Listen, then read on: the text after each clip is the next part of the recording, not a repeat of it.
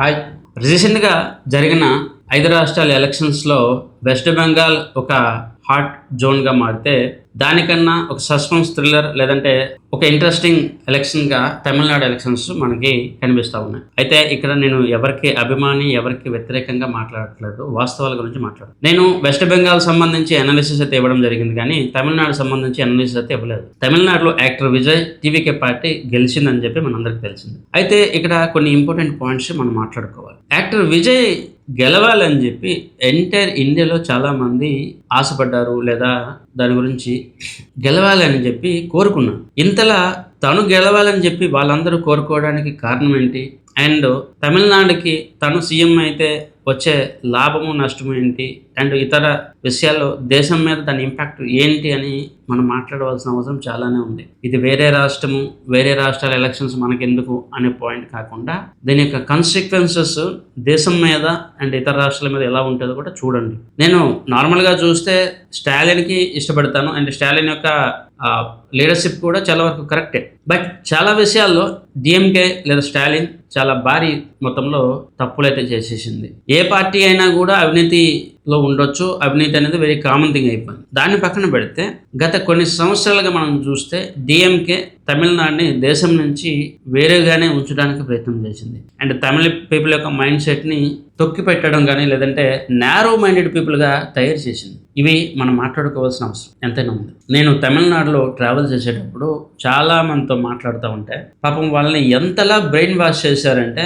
తమిళ్ తప్ప ఇంకేది నేర్చుకోకూడదు, తమిళే నేర్చుకోవాలి, తమిళ్ ఒకటే మంచిది, తమిళ్ ఒకటే మనకి ఇంపార్టెన్స్ అని చెప్పి ఒక బ్రెయిన్ వాష్లో వాళ్ళని నారో మైండెడ్గా చేసి వాళ్ళకి హిందీ ఇంగ్లీష్ కూడా సరిగ్గా రానివ్వకుండా చేశారు. చాలామంది ఈరోజు ఉద్యోగాల్లో స్ట్రగుల్ అవుతూ ఉంటారు. దానికి కారణం వాళ్ళకి బేసిక్ ఇంగ్లీష్ అండ్ హిందీ కూడా వాళ్ళకి రాదు, ఓన్లీ తమిళే వాళ్ళకి ఇంపార్టెంట్. మీరు ఒకవేళ చెక్ చేసుకుంటే ఈవెన్ అక్కడ పోలీస్ వాళ్ళకి, డాక్టర్స్కి, ఇలాంటి వాళ్ళకి కూడా మీకు ఇంగ్లీష్ అనేది రాదు. నేను ఇక్కడ తప్పుగా మాట్లాడట్లేదు, వాస్తవం గురించి మాట్లాడదు. వాళ్ళు తమిళ గురించే, తమిళ్లో మాట్లాడడానికి మాత్రమే ఇంట్రెస్ట్ చూపిస్తారు. ఒక భాష అభిమానం ఉండడం తప్పు కాదు, భాష దురభిమానం ఉండటం తప్పు. అండ్ ఇప్పుడు టెక్నాలజీ మారుతూ ఉంది, వరల్డ్ మారుతూ ఉంది, గ్లోబల్గా అన్నీ మారుతూ ఉన్నాయి.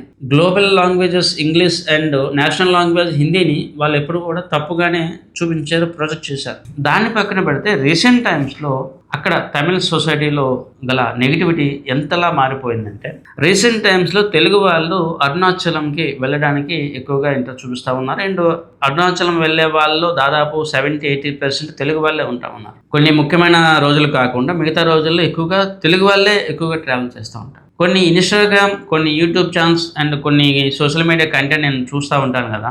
ఒక segment of content and social media videos ఏం చెప్తున్నాయంటే తెలుగు వాళ్ళు అరుణాచలాన్ని స్పాయిల్ చేస్తూ ఉన్నారు, తెలుగు వాళ్ళు అరుణాచలం రావద్దు అని చెప్పి ఒక ప్రొపగండా అయితే లాస్ట్ 2 years నుంచి నేను చూస్తూ ఉన్నాను. దాన్ని పక్కన పెట్టి ఇంకొక పాయింట్ కూడా రీసెంట్గా నేను చూశాను.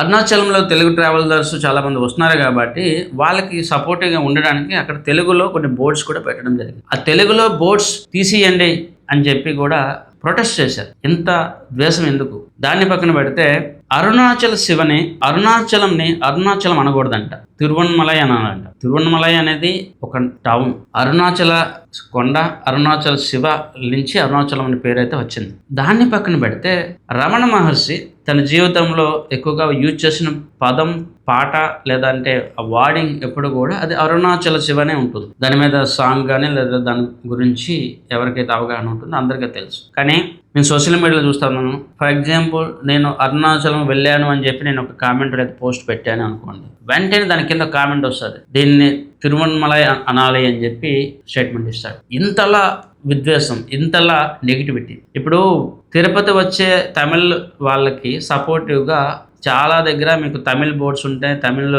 పోలీసులు ఉంటారు, సపోర్టివ్ అంత దీనిగా ఉంటుంది. చాలామంది తమిళియన్స్ వెంకటేశ్వర స్వామి అని చెప్పి పలకలేరు, లేదా బాలాజీ అనరు. వాళ్ళు తమిళ్లో పెరుమాళ్ అని చెప్పో లేదా తమిళ్ భాష బేస్డ్గా మాట్లాడతారు తప్ప వెంకటేశ్వర స్వామి అని చెప్పి చెప్పరు.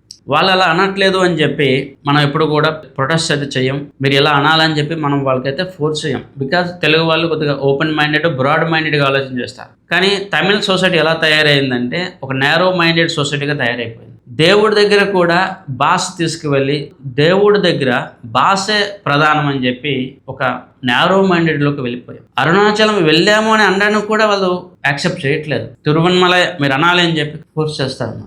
ఏదైతే ఏముంది, భగవంతుడికి భక్తి ఇంపార్టెంట్, ఆ భగవంతుడి మీద మనకున్న నమ్మకం ఇంపార్టెంట్. అవేవి కూడా వాళ్ళు రెస్పెక్ట్ ఇవ్వట్లేదు. అండ్ రీసెంట్ టైమ్స్లో డిఎంకే పార్టీ కొన్ని హిందూ టెంపుల్ పట్ల చేసిన చర్యలు కానీ ఇవన్నీ కూడా అక్కడ ఉన్న హిందువులకి వ్యతిరేకంగా మారాయి. నేను ఎక్కడ కూడా పర్సనల్ ఎమోషన్ చెప్పట్లేదు, వాస్తవాలు మాట్లాడుతాను. సో డిఎంకే అనేది ఎంటైర్ తమిళ ప్రజల్లో ఒక విద్వేషాన్ని అండ్ సెపరేటిజం, దేశం నుంచి పక్క రాష్ట్రాల నుంచి సెపరేట్గా ఉండాలి, సెపరేట్ అని చెప్పి ఒక మైండ్ సెట్ని క్రియేట్ చేసింది. ఇది చాలా చాలా ప్రమాదకరం. ఇది దేశానికి, రాష్ట్రానికి అన్ని విధాలుగా ప్రమాదకరం. ఇలాంటి సందర్భంలో విజయ్ లాంటి బ్రాడ్ మైండెడ్ పర్సన్ తమిళనాడుకి కొత్తగా లీడర్గా రావడం అనేది చాలా వరకు పాజిటివ్ థింగ్ నేను అనుకుంటాను. విజయ్ గారు సరిగ్గా మేనేజ్ చేస్తారు, విజయ్ గారు కరప్షన్ చేయరు, ఇవన్నీ కూడా నేను చెప్పలేను. బట్ తమిళ సొసైటీకి అండ్ ఇండియాకి సంబంధించి ఈ జరుగుతున్న ఈ ఇష్యూస్ ఏవైతే ఉన్నాయో ఇవన్నీ కూడా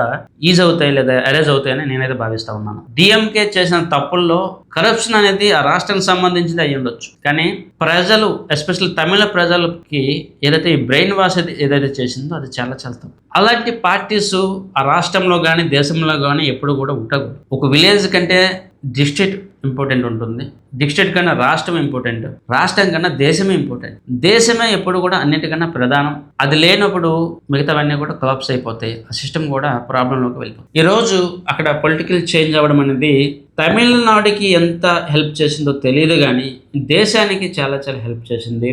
నారో మైండెడ్గా మారిపోయిన తమిళ సొసైటీని ఇప్పుడు బ్రాడ్ మైండెడ్ లేదంటే నేషనలిజం పట్ల వాళ్ళకి మరింత ఇంట్రెస్ట్ కలిగించేటట్టుగా అక్కడ ఒక ఎన్వైరన్మెంట్ కలుగుతుందని చెప్పి నేనైతే ఆశిస్తా ఉన్నాను. నేను మరొకసారి చెప్తా ఉన్నాను, నేను ఇక్కడ ఎవరిని అభిమానించట్లేదు, ద్వేషించట్లేదు, వాస్తవాలు అయితే చెప్తా ఉన్నాను. గత కొన్ని సంవత్సరాలుగా డిఎంకే అండ్ అక్కడ లోకల్ పొలిటీషియన్స్ ప్రజలకి బ్రెయిన్ వాష్ చాలా భారీగా, ప్రజల యొక్క ప్రజల్ని బాగా బ్రెయిన్ వాష్ చేసి ఇతర రాష్ట్రాలని ద్వేషించడం, హిందీని ద్వేషించడం, ఈవెన్ హిందుత్వం పట్ల కూడా సరైన అవగాహన లేకుండా చేయడం కూడా చేశారు. సో అలాంటి సొసైటీలో మార్పు రావాలని కోరుకోవడం అండ్ అక్కడ డెవలప్మెంట్ ఇతర విషయాల్లో కూడా జరగాలని చెప్పి కోరుకోవడం తప్పులేదు.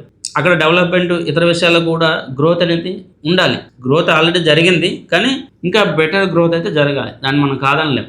కానీ ఇక్కడ మనం ఆలోచన చేయవలసింది ఒకటే, అన్నిటికన్నా దేశం ఎప్పుడు కూడా ముఖ్యం, దేశమే మనకు ముఖ్యం.